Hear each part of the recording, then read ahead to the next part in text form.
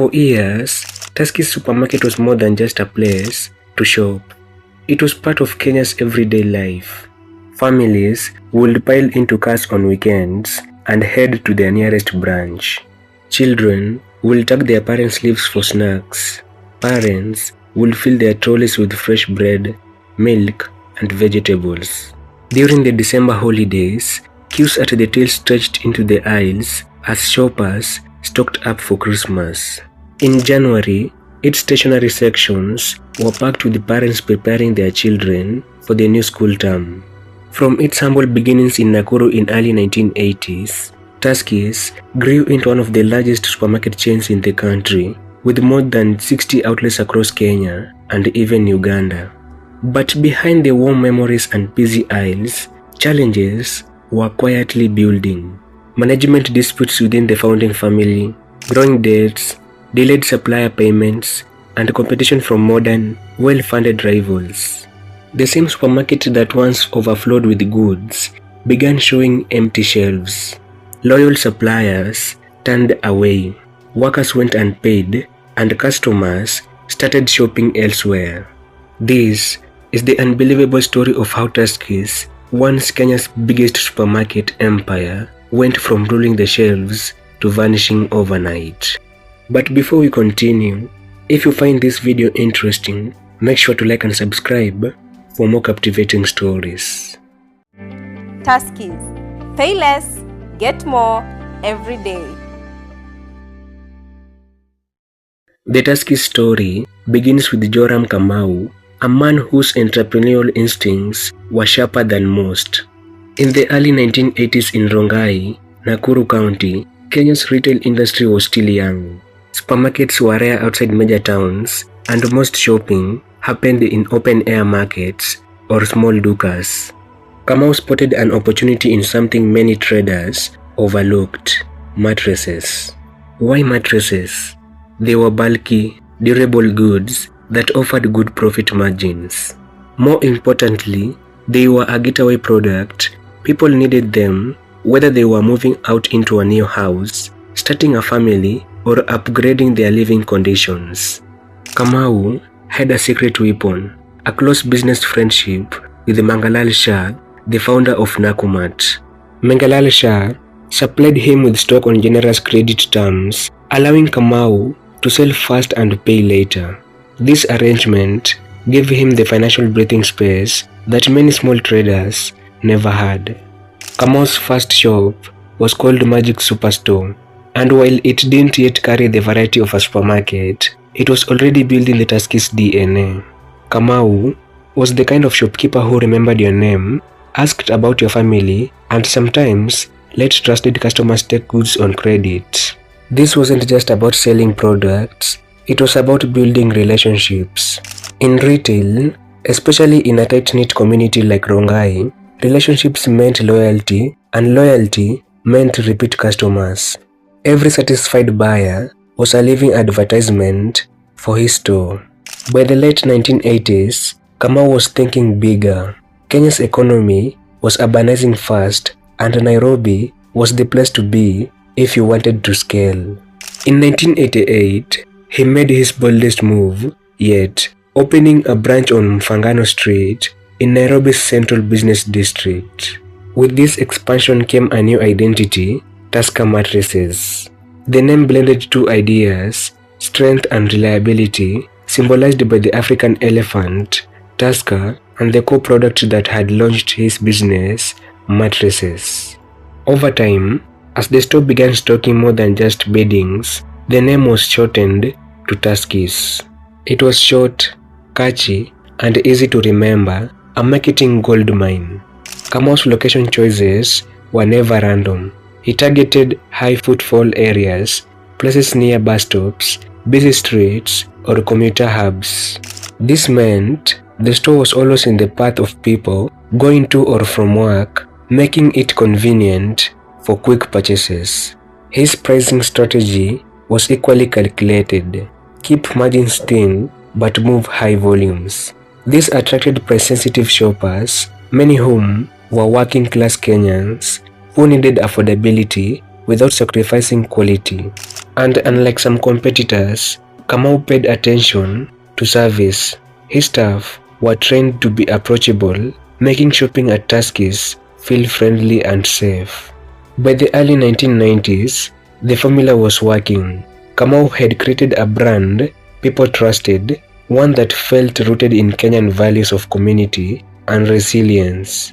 Tuskys tapped into everyday shopping patterns and positioned itself as a convenient, trusted option for Kenyans across income levels. Rather than limiting itself to mattresses, Tuskys evolved into a one-stop retail destination. Stores began offering not just groceries and fresh produce, but also in-store bakeries, butcheries, local food delis, furniture, electronics, and even apparel. This diversification kept shoppers coming back for everything they needed under one roof. By the mid-2000s, the company had expanded beyond Nairobi into Mombasa, Kisumu, Eldoret, Nakuru, and other urban centers. Tuskys tapped into Kenya's growing middle class, whose shopping habits had shifted towards supermarkets for weekly or monthly purchase. With this surge in demand and smart expansion, Tuskys cemented itself among the big four supermarket chains in Kenya alongside Uchumi, Nakumatt, and Naivas. Adding to its strength, Tuskys extended into Uganda, replicating its model of community-rooted, expansive retailing. At its height, it operated nearly 70 outlets across Kenya and Uganda and employed over 6,000 people in Kenya alone. One of Tuskys' most enduring strengths was its deep community connection. Employees served as friendly, and brand became locally beloved. It wasn't just a store, it was a shopping experience people trusted. This loyalty extended beyond Nairobi. It resonated in many rural and semi-urban communities where Tuskys offered accessible retail, often being the first supermarket in those areas. In 2002, the chain's founder, Joram Kamau, passed away, leaving behind a powerful legacy. His children inherited a brand that was already on the rise, one shaped by innovation and personal leadership.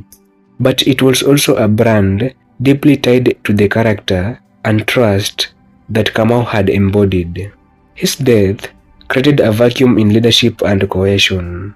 Without Joram's steady growing hand, the unity among his descendants began to fray, setting the stage for internal tension that would challenge Tuskys' growth. But Joram left something else behind, a family with equal ownership and no clear chain of command. His will and the legal structure of the business gave each of his 7 children equal shares.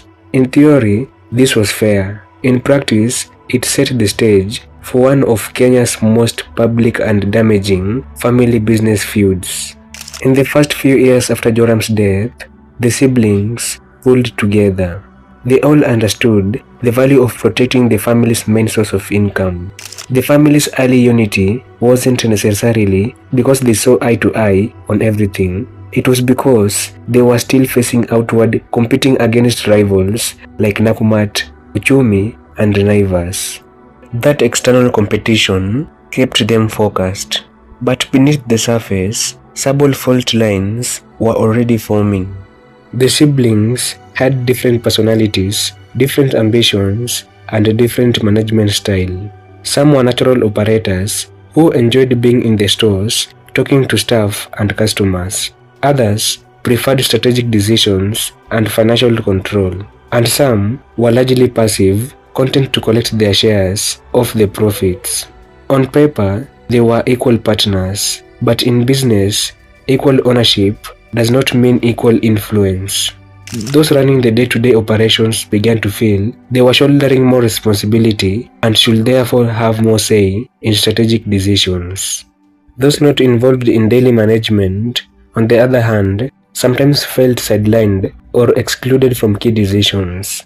Branch investments became a particularly sensitive issue. For example, if a sibling managed a branch in Nakuru and requested renovations, but another sibling's Nairobi branch got the funding first, it could spark resentment. And because there was no independent corporate board, just family meetings, disagreements were settled not with formal votes, but with persuasion, alliances, and increasingly shouting matches.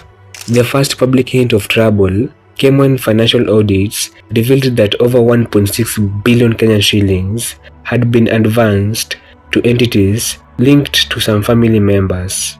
These weren't direct thefts, but loans and supplier deals that blurred the line between company funds and personal business interests. In a corporate setting, this transaction will require board approval, documentation, and repayment terms. In Tuskys, they were often arranged informally, one sibling convincing another to approve a payment or bypassing some approvals altogether. This created deep mistrust. Those not benefiting from such deals accused others of treating Tuskys like a personal wallet. Those who arranged the deals often defended them as a normal business practice that would, in quotes, eventually benefit the company. In 2012, the simmering tensions boiled over into a full-blown legal battle when Yusuf Mugweru, one of the brothers, filed a court case accusing some siblings of locking him out of the company decisions and mismanaging funds. Yusuf alleged that large sums were being siphoned from Tuskys without proper accountability. His case pointed a picture of a company where board meetings were rare, minutes were poorly kept, and major decisions were being made by only a subset of the owners. Tuskys had always presented itself as a well-run professional supermarket chain, but court filings exposed a very different reality, a company run more like a large family shop with billions in turnover but governance structures that wouldn't pass the standards of a mid-sized private firm. The case became a media spectacle, with each hearing bringing new revelations. Staff, suppliers, and even customers began to see Tuskys less as an unshakable giant and more as a family empire at war with itself. For employees, the court battles were demoralizing. Branch managers reported staff whispering about the family's wars during tea breaks. Tuskys leadership tried damage control. They issued a public statement insisting the family remained united and that the disputes were, in quote, normal business disagreements. But leaked details of heated arguments, boardroom walkout, and failed mediation sessions told another story. Retail in Kenya was changing fast. New players like Carrefour were arriving with world-class store layouts, sophisticated supply chains, and aggressive pricing strategy. Smaller regional chains like Quickmart and Naivas were also stepping up, improving their stores and moving into urban spaces Tuskys dominated. This was the moment for Tuskys to double down on innovation, upgrade its IT systems, improve logistics, and modernize the shopping experience. But instead of focusing on the future, a lot of the boardroom energy was spent on settling internal disputes. Expansion plans that should have been executed in months took years to agree upon. Some prime retail spaces went to competitors simply because the family couldn't decide fast enough whether to move in. While global retailers were investing heavily in e-commerce and digital loyalty programs, Tuskys moved slowly. The supermarket experimented with online sales, but the projects were often underfunded or abandoned halfway. A former manager once revealed that Tuskys' attempts at modernizing were repeatedly delayed by disagreements over budget allocations. For example, some siblings wanted to prioritize store refurbishments, others pushed for aggressive expansion into new towns. By the time they made a serious push into digital retail, competitors had already captured most of the early adopter market. Family disagreements also made financial discipline difficult. When one sibling approved a big spending, let's say for a store renovation, it might be funded before checking how it fit into the company's overall budget. This piecemeal approach to spending meant Tuskys sometimes committed to big expenses without a clear plan for repayment. To cover short-term gaps, Tuskys increasingly relied on supplier credit and bank loans. At first, this seemed harmless, just part of a normal business. But over time, Supplier payments were delayed beyond the agreed timelines, creating tensions in the supply chain. By around 2017, murmurs began to spread in the retail sector. Tuskys was slow in paying suppliers. Small and medium suppliers felt the pinch the most. Delayed payments of 60, 90, or even 120 days became more common. Some suppliers quietly stopped delivering goods until outstanding bills were settled. Others turned into competitors like Naivas, Quickmart, and Carrefour, who not only paid faster but also placed larger, more predictable orders. Tuskys, which had once enjoyed the advantage of being every supplier's dream client, was slowly losing that goodwill.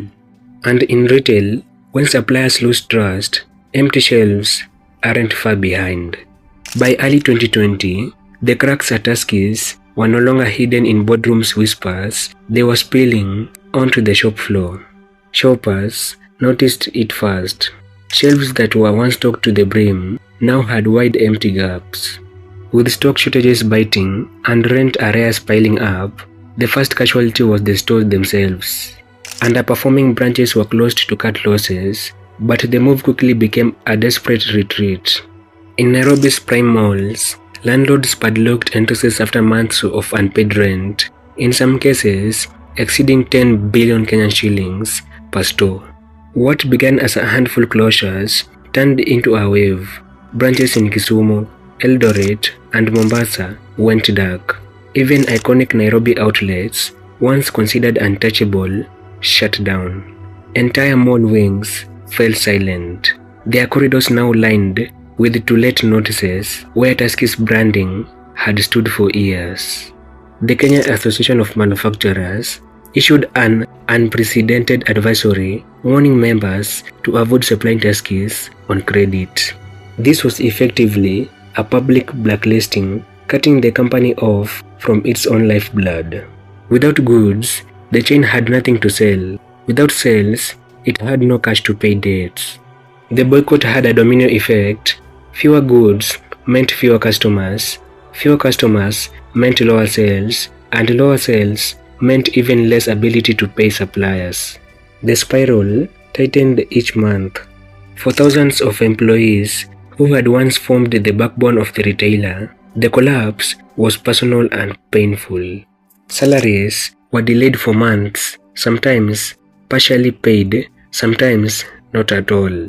In the face of mounting rent arrears and unpaid bills, staff began to protest. In Nairobi, uniformed employees gathered outside Tuskys headquarters, chanting and carrying placards demanding their wages.